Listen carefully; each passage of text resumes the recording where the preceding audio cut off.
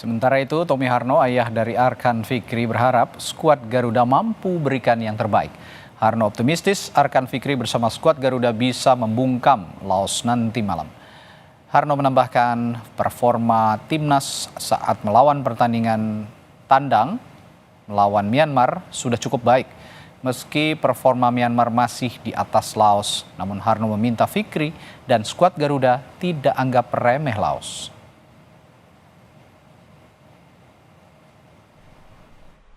Bima Sakti untuk ini Arkan Fikri U15, ini masih 19 dan ini jadi kalau Laos ini saya rasa masih di bawah satu tingkat dengan Myanmar, tapi kita begitupun tidak bisa sepele kan. Mudah-mudahan anak saya Arkan Fikri bisa menyelesaikan tugasnya yang diemban dan kepercayaannya yang diemban agar bisa menunjukkan permainan yang baik.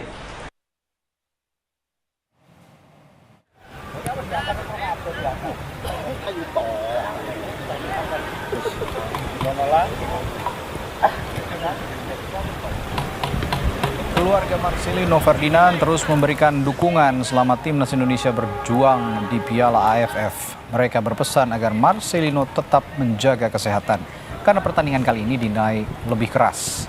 Hal ini disampaikan kakak Marcelino Ferdinand, Octavianus Fernando.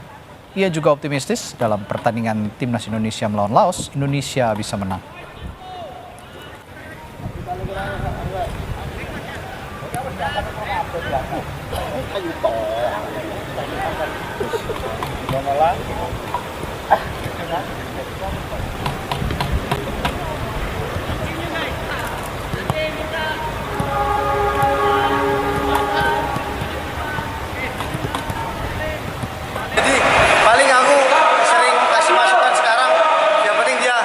Treatment, terapi, jaga kakinya, kesehatannya, karena di AFF beda lah, permainannya lebih keras, jadi lebih harus menjaga kondisi badannya.